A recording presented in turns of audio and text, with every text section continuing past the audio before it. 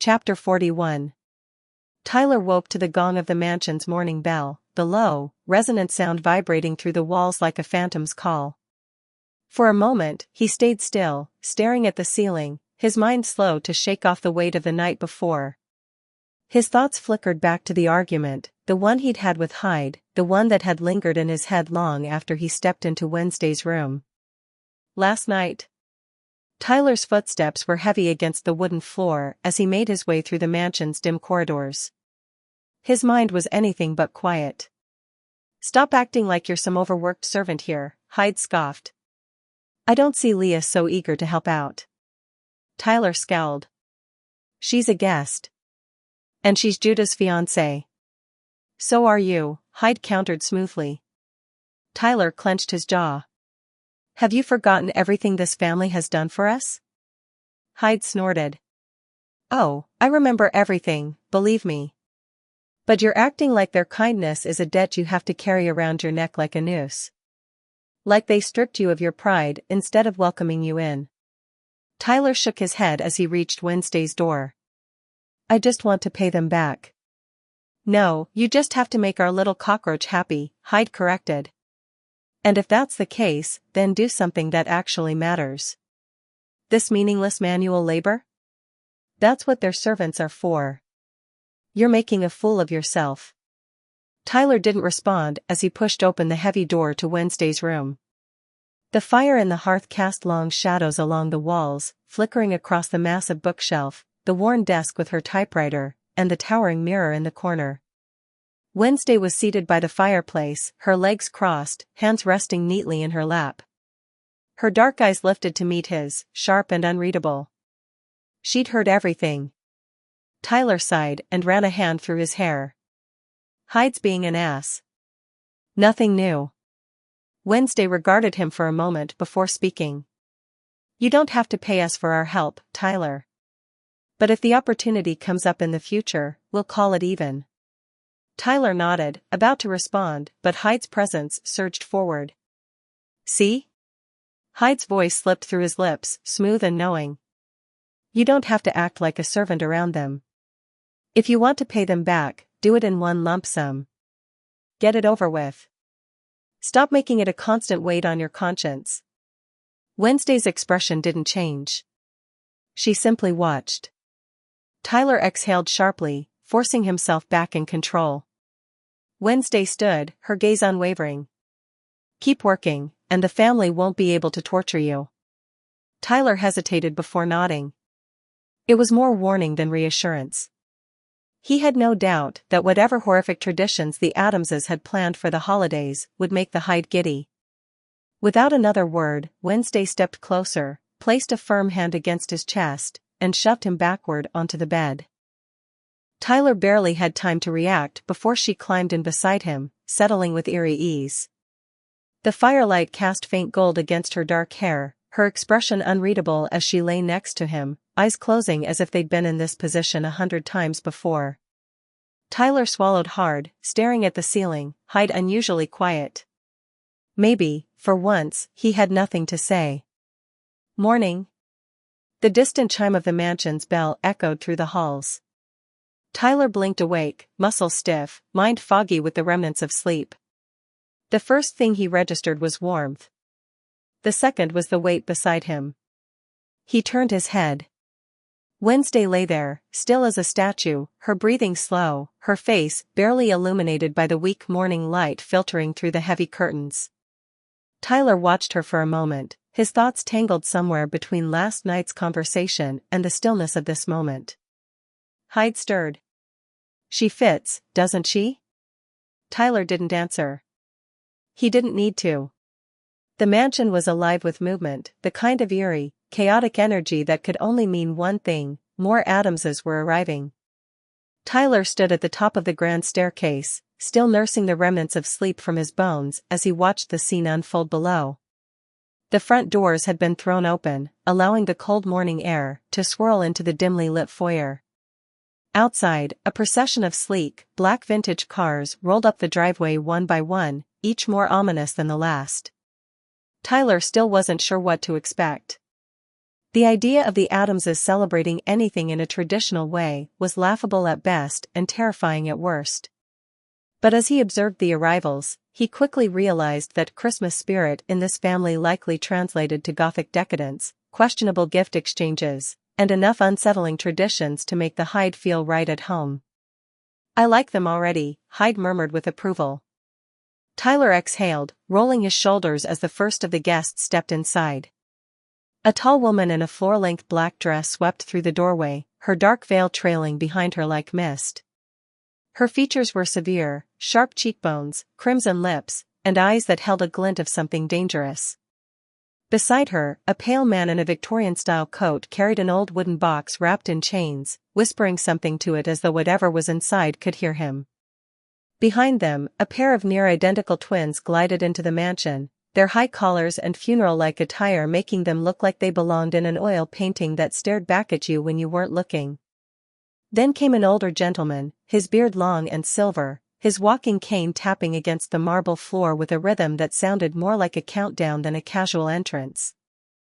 More cars pulled up. More family members stepped out. Some exchanged polite greetings, others merely nodded in silent acknowledgement before drifting into the mansion like wraiths returning to their haunt. Tyler's fingers twitched at his sides. He had spent enough time in this house to know that the Addamses were strange, but this? This was something else. "These are our kind of people," Hyde all but purred. "I say we introduce ourselves. Make a good impression."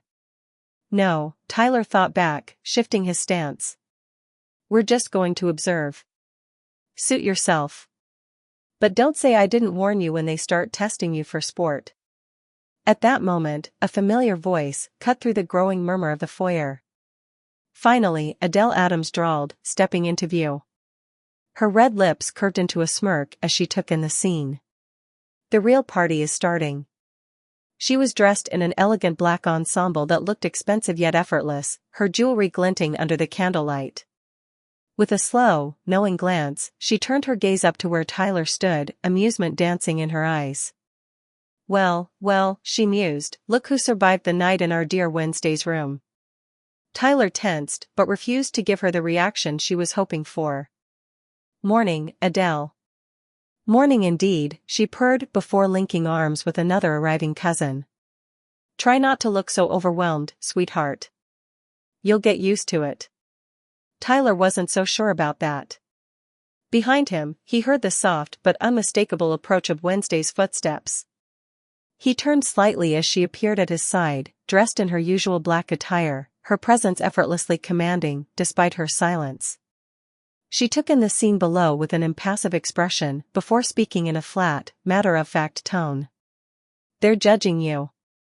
Tyler exhaled. "Yeah. I noticed." Wednesday tilted her head ever so slightly, then gave a small nod. "Good." Tyler couldn't tell if she meant that as approval or as a warning.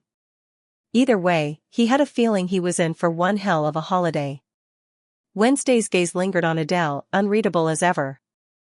"I thought you would be stuck in Washington for the holidays." Adele gave a short, breathy laugh, her red lips curving in amusement. "Don't be ridiculous, Wednesday. No one works in Washington at Christmas." She tossed her dark hair over her shoulder, flashing a knowing smirk.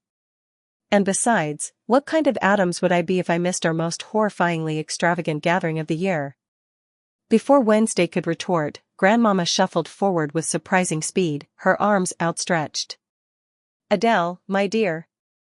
She cackled, pulling the younger woman into a tight embrace. "I had my doubts with all the nonsense going on at Nevermore, but I knew you'd find a way." Adele returned the hug with an indulgent chuckle, then glanced over at Tyler. "And you, Tyler? Holding up all right?" Tyler opened his mouth to respond, but before he could, the distinct tap-tap of a cane against marble made him turn his head. "Greg Addams." The older man strode through the grand entrance with practiced ease, his silver beard neatly trimmed, his sharp eyes gleaming with quiet amusement as they landed on Tyler. "How's your other half, kid?" Greg asked, his voice like gravel laced with humor. "Still fighting you for control?" Tyler barely had time to brace himself before Hyde surged forward, slipping into control with effortless ease. "As if I'll ever stop," Hyde answered smoothly, his lips curling into a slow grin. Greg chuckled, shaking his head. "I always found you too entertaining." He gave Tyler a firm pat on the shoulder, whether as a greeting or an unspoken challenge was unclear. Tyler blinked as he took back control, flexing his fingers as Hyde settled once more into the recesses of his mind, utterly pleased with himself. Outside, the last of the cars were being parked in the mansion's enormous garage, an old stable converted into a pristine showroom for classic cars. The butlers and maids, dressed in crisp, eerie perfection, filed into the house, blending seamlessly into the controlled chaos of the mansion's preparation for the evening's festivities. Lurch had vanished somewhere in the crowd, and Thing was already scurrying along the banister, no doubt keeping an eye on last-minute arrangements. Near the grand fireplace, Uncle Fester had finally emerged from whatever questionable project he'd been working on, his hands dusted with soot, his grin wide as he greeted the arriving family members with bursts of laughter and bone-crushing hugs. Calpurnia and her daughter Calliope had also joined the gathering, the 5-year-old practically vibrating with excitement as she took in the growing number of unfamiliar yet eerily similar faces. Then, chaos erupted. A deep, guttural purr rumbled through the room, sending a shiver of anticipation through the gathered Addams children. Kitty, the mansion's adolescent lion, who had long ago been convinced he was a mere house cat, stretched out in the center of the room, his massive paws thudding against the marble floor. A split second later, Pugsley let out a gleeful war cry and lunged forward.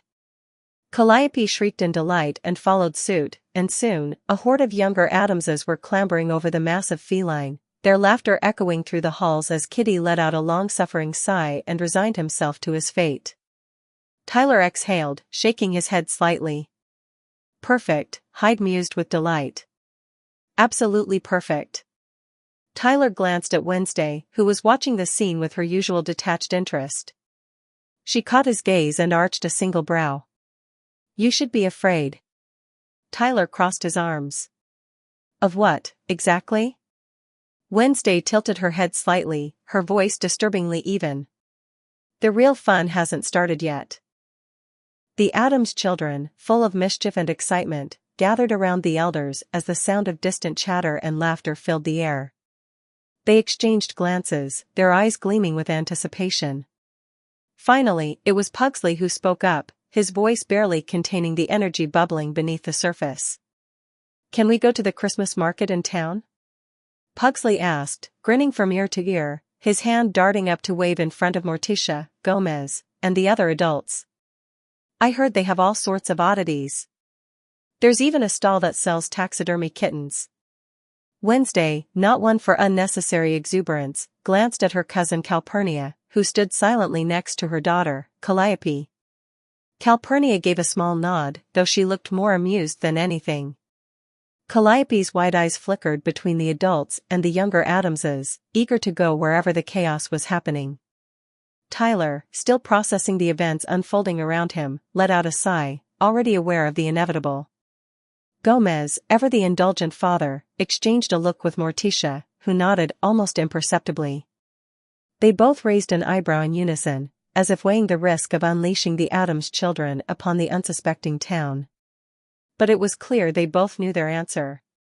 "Of course, my darling children," Gomez said with a sweep of his hand. "Go and partake in whatever horrors the town has to offer. Just make sure to be back before the festivities begin. There's a particularly grisly tradition I'm sure you'll enjoy tonight." With that, the children cheered, already darting for the door, Calliope tugging excitedly at her mother's sleeve to follow them. Leah, Judah's fiancée, who had been watching the scene with amusement, turned to Tyler, with a laugh. "So," she began, her voice light, "what kind of gift did you get the family for Christmas?" Tyler blinked, caught off guard by the question. I don't really know the protocol for gift-giving in this family," he admitted, his face flushing slightly. The last thing he wanted was to embarrass himself in front of the Addamses, especially with his lack of understanding of their peculiar traditions. Leah raised an eyebrow, clearly entertained. "Don't worry. It's simple, Judah explained, stepping forward with a grin. You just buy the most horrendous thing you can find. Wrap it up, lay it right next to the dead Christmas tree and Uncle Knick-Knack's skeletal corpse. Then everyone picks and opens boxes at random. Don't bother putting your name on it, you'll never know whose gift you get. Tyler could only stare in a mixture of horror and disbelief. That sounds perfect for this family, he muttered under his breath, feeling even more out of his depth. Leah laughed at his expression, a mischievous twinkle in her eye. I'll watch the kids while you go buy your unique gift. I need to pick up something myself. Tyler barely had time to react when Hyde's voice interrupted his thoughts. I know exactly what gift will make everyone recoil, Hyde purred, his presence pressing down on Tyler's mind like a storm cloud. Let's go to town right away. Christmas Eve is tomorrow. We can't let this opportunity pass. Without waiting for a response, the Hyde took full control. Tyler's posture stiffened, and before he could stop it, his feet were already moving, striding toward the door with alarming confidence. The others had already begun gathering their coats, oblivious to the strange shift in Tyler's demeanor.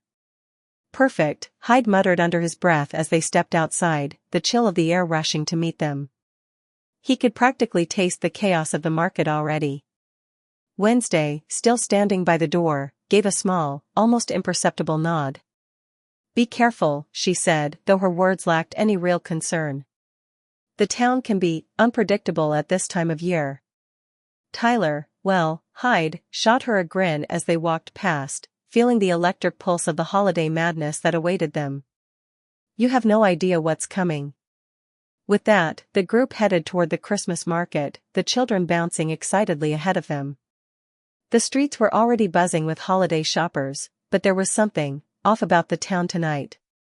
The lights flickered erratically, the air thick with the scent of something sinister, but it was Christmas, after all, and chaos was as much a part of the season as any other tradition in the Addams family. Let the games begin, Hyde whispered to himself, eyes gleaming in anticipation.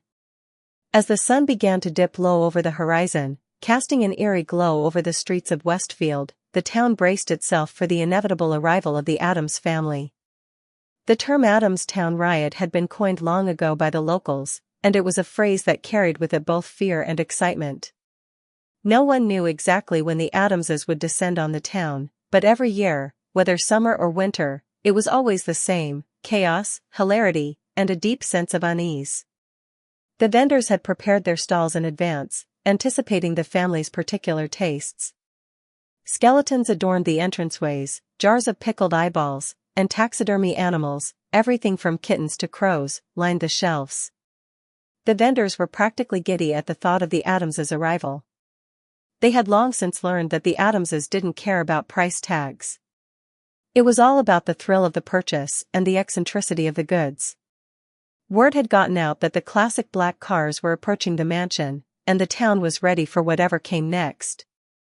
As expected, the line of black cars appeared at the edge of town just before dusk, slowly winding their way toward the center of the market. The first car stopped, and out tumbled the young Addamses, already bubbling with energy. Look! There's a stall with glass eyeballs. Pugsley yelled, his face lighting up with excitement. I'll take a dozen. Not without a skull-shaped bag, you won't, shouted one of the younger Addams boys, pointing toward a cart where a vendor displayed oversized, twisted skull bags made from woven black leather. Stop pushing, another Addams child yelled to his siblings, causing a minor melee among them as they scrambled for the most bizarre items they could find. The town square had descended into delightful madness. The air was thick with the mingling scents of roasting chestnuts, pine needles, and the unmistakable tang of something far more sinister, an odd combination that only the Addams family could bring about. Over by one of the stalls, a vendor with graying hair stood smiling nervously, watching as a young Addams boy, no older than 7, knocked over a display of glass bottles filled with dark, viscous liquid. You break it, you buy it, the shopkeeper said, a hint of exasperation in his voice. The boy didn't even flinch as he casually walked past the broken bottles, picking up a jar of preserved scorpions from the display without a care in the world. Can I have this too? the boy asked, holding up a jar of pickled snakes, his face beaming with innocence. One of the older Addams relatives, an uncle with a monocle and a top hat, ambled up to the counter and, without so much as a glance at the damage, swiped his sleek black credit card. "Charge it to the family," the uncle said flatly, his voice dripping with nonchalance. The shopkeeper stood there for a moment, utterly stunned, before processing the payment. He couldn't hide his smirk. The Addamses, they were something else. Meanwhile, Pugsley, with his arms full of gruesome items, waved excitedly at another vendor offering a collection of wax figures of historical figures, each one contorted into unnatural, grotesque poses. "I'll take all of them," he yelled, drawing the attention of several other children in the vicinity. "You've got quite the collection there, little man," the vendor said, grinning. "It's good to see young people appreciate quality, oddities." Pugsley just grinned wider, not even bothering to look at the price tag. His hands full, he continued to grab everything that caught his eye, from an ornate coffin-shaped music box to a stained glass window that depicted a particularly horrific scene of Victorian ghosts. As the Addams children tore through the market, Tyler, his mind fully under the influence of Hyde, was off causing his own mischief. He'd slipped away from the frenzy and entered a much more mundane shop, one that catered to the normal residents of Westfield. His grin grew as he surveyed the shelves lined with normal items, fluffy scarves, scented candles, and porcelain figurines. The perfect place to cause a little chaos. Meanwhile, across the square, a mother, looking slightly disheveled, was standing at a stall where a vendor was selling intricately woven wreaths made from dark vines and thorns. She turned to her friend and sighed. "Every few years it's the same," she said, shaking her head. "The Addams family comes in, and the chaos begins." Her friend nodded, eyes wide as they watched a group of young Addams children laughing wildly as they caused a ruckus at the stall. "I don't know how they do it," she said, her voice low. "It's like they're from another world." "It's the Addams effect," the mother replied. "We just try to survive it until they leave." As the chaos raged on, a few townspeople looked on with disbelief. "Did you see that kid with the dead rat on a leash?" one man whispered to his wife. "I swear, they don't even know what normal is." "Just keep walking," she muttered back, "and let's get home before the sun sets." As the market continued to flood with Addamses, the shops, once peaceful, had transformed into a whirlwind of frantic sales and wild purchases. The children yelled out requests for more and more bizarre items, while the shopkeepers chuckled and rang up their purchases, often without even checking the total. The Addamses were like a force of nature, and the town had no choice but to embrace the chaos. In the midst of it all, the Addams adults, Gomez, Morticia, and others, walked through the market with casual elegance, their eyes scanning the madness around them, clearly unfazed. Gomez waved to a vendor offering elaborate gravestone replicas. "These will do nicely for the family mausoleum," he said. "Wrap them up." "Of course, Mr. Addams," the vendor replied eagerly, already working to pack up the eerie stones. By the time the last of the Addams children had grabbed their fill of macabre delights, the vendors were still smiling, their pockets full of money. And though the town was left in a state of disarray, it was hard to argue with the fact that somehow, the Addamses had managed to make this just another unforgettable Christmas. Tyler, still under the control of Hyde, smirked as he joined the others, a gleam in his eyes. "You think this is all? Just wait until tonight." And with that, the Addams family continued their march through the town, their steps creating waves of unease and excitement in equal measure. Like, comment and subscribe to be notified for updates in the series.